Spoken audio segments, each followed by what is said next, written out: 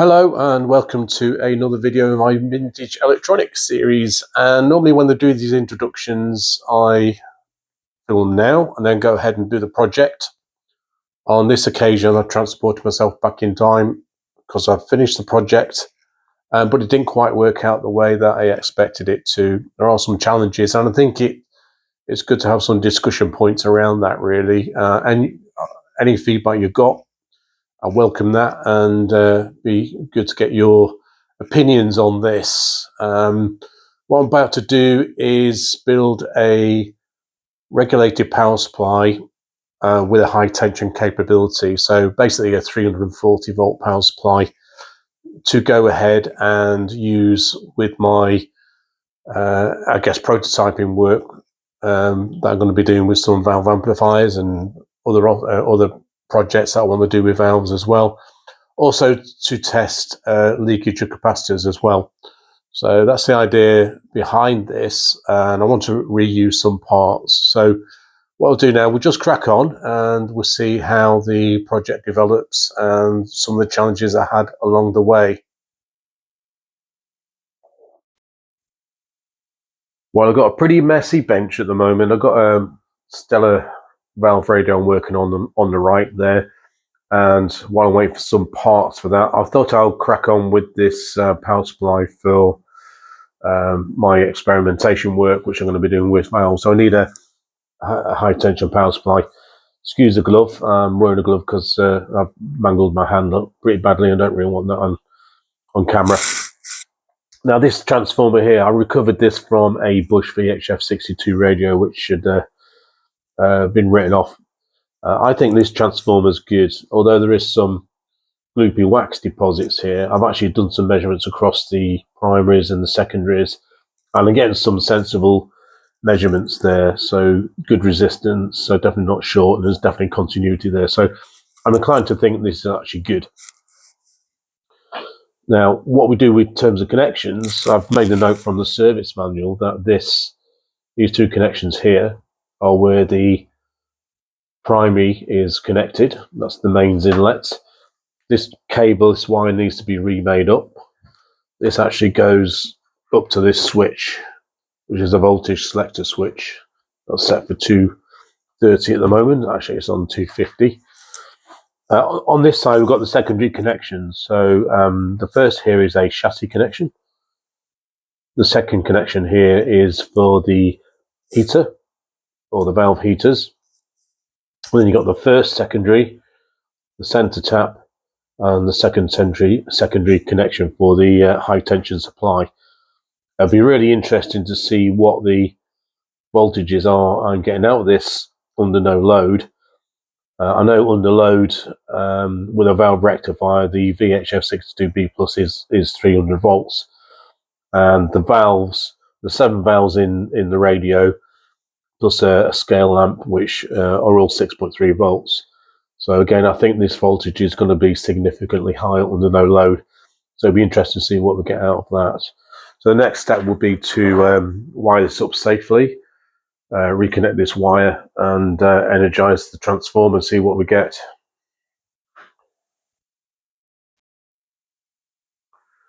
Right, that's the system connected. I've got a dim bulb here just to act as a safety device. If anything goes short circuit, it'll just turn the lamp on.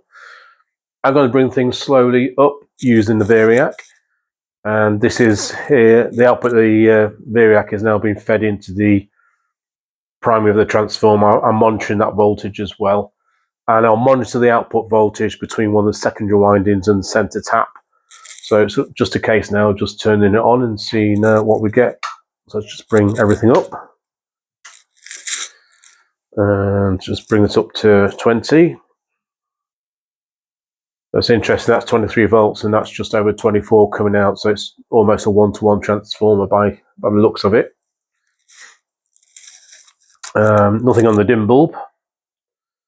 Up to 60. I just wonder how long it's been since this transformer has been energized. It's always really good feeling to bring something up after a long time. Just bringing things up. 130 volts. Nothing on the dim bulb. I'm confident this is okay, so I'm going to just bring it up to 240 volts in. That's about there. And again, 249 volts out. So I'm measuring true RMS here. So when that's rectified, that'll be about 340, just over 340 volts, maybe 350 volts. So that's going to be quite a good voltage to work with, really, for the things I need to do.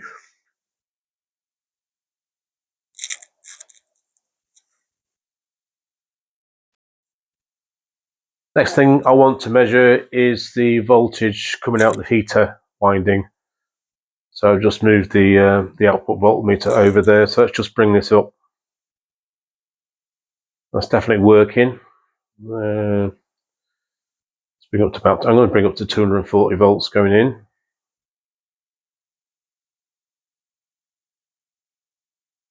It's about there. And again, 6.7 volts on the heater winding. I thought it might be a little bit higher than that, but that's what we've got to work with. So now I know what I'm working with. That's pretty good going. And I'm pretty confident that this transformer's a good solid piece of kit I can actually work with.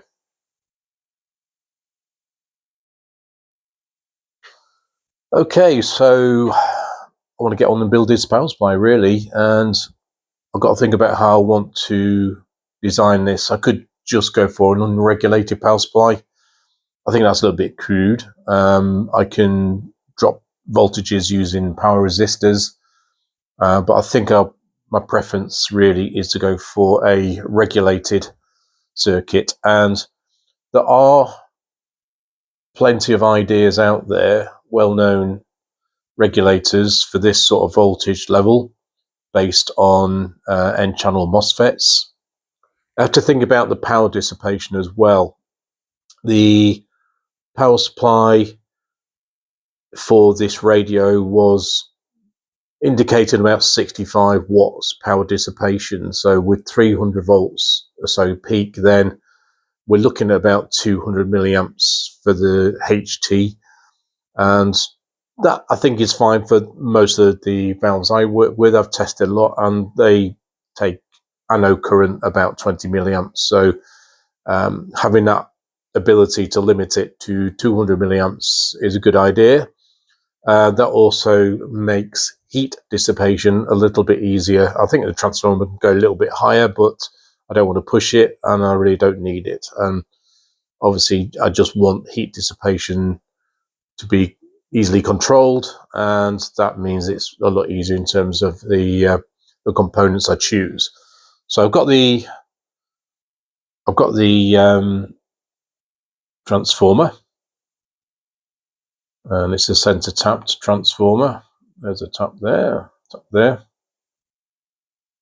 So this goes down to the chassis, and I'll stick a couple of diodes in here.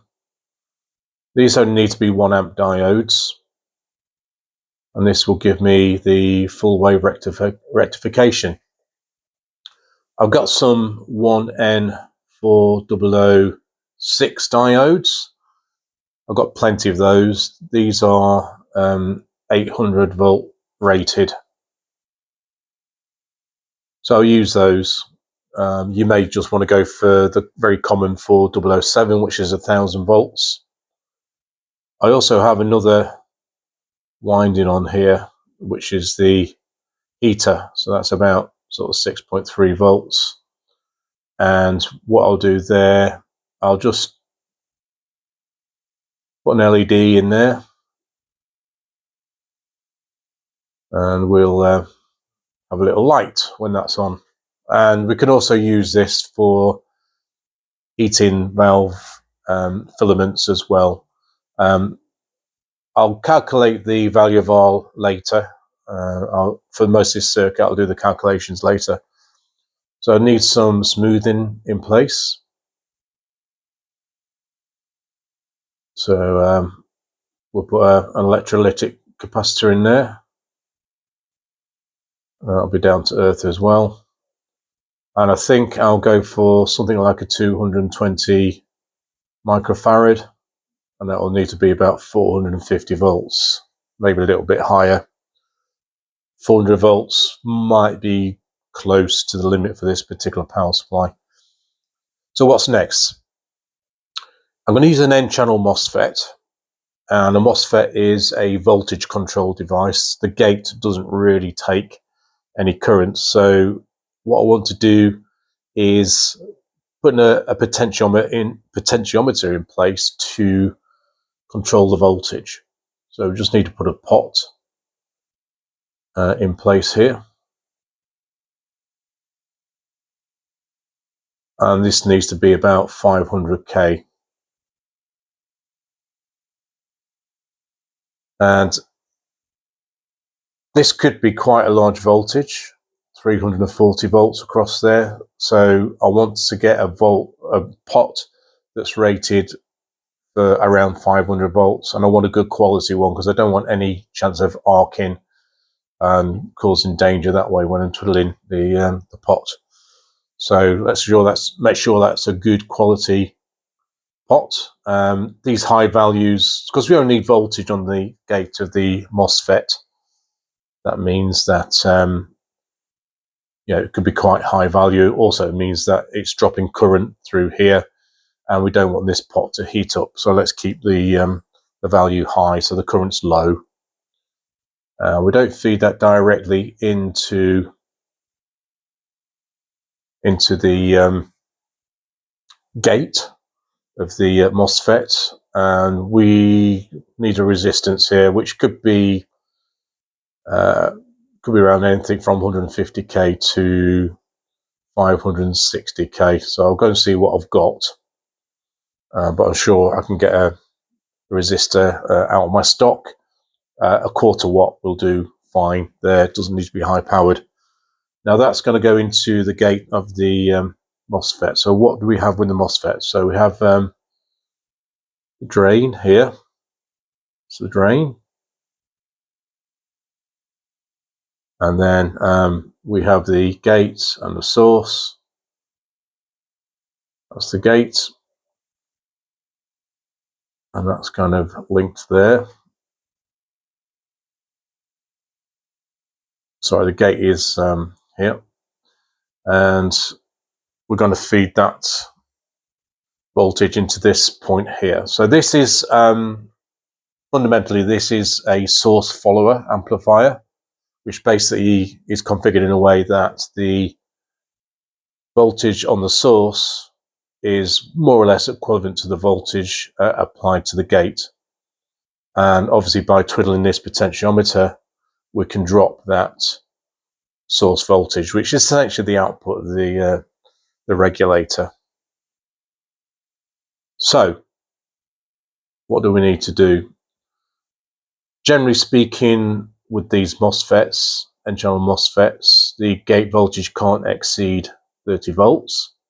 So we're going to put a Zener diode in there, or a Zener diode, and that'll be a 12 volt diode. And that just ensures that the voltage between the gate and the source can't exceed 12 volts. If it does, then it'll just start to sink current through that Zener diode. In terms of the current limiting, what we can do then is we have we'll have a resistance here. Now I'm going to calculate the value of that resistance a little bit later, but it's got to be in the order of probably 3.5 ohms, 3.3 ohms, something like that. It doesn't need to be particularly high powered because it's such a small resistance. This will go into a standard BJT. So we'll have a transistor here. So this will be the emitter, and the collector will be connected to this circuit here. So with this resistance R, we're going to just drop. When we want to limit this to 200 milliamps. So let's choose a value of resistance, which when a current of 200 milliamps goes through there, the voltage drop across it is about 0.7 volts. When the voltage between the base and the emitter of this transistor exceeds 0.7 volts, it'll start to conduct. This will have the effect of reducing the voltage at this point here, making it closer to the voltage here, in turn making it closer to the voltage here. So it's reducing the gate voltage on that MOSFET. And that's going to start to turn it off. So when that current exceeds 200 milliamps, it'll just conduct. When that current increases higher, it'll conduct more and start to close the gate down. So we're going to limit the current basically. So it'll start to drop the voltage at that point. That fundamentally is the circuit I want to go for. There'll be the earth point here. So it'll be the output between there and earth. What I'll do now, I'll just go on and do some calculations for this resistance, and I'll have a look to see what MOSFET we need there. You've got to bear in mind this is going to drop potentially 300 volts. So I want something that's going to be able to cope with that. And if you think as well about the power dissipation, if this output voltage is very low, because it's going to track here, could be down to 0 or near 0, then we've got to think about that power dissipation at 200 milliamps. So dropping 300 volts at 200 milliamps means we could be dissipating 60 odd watts across that device. So I need to make sure that's a high power device, and I need to make sure it's going to have a very large heat sink.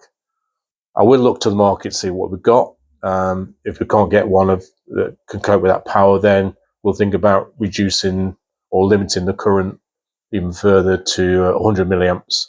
I'm sure we can meet that specification. So that fundamentally is the design I want to go for.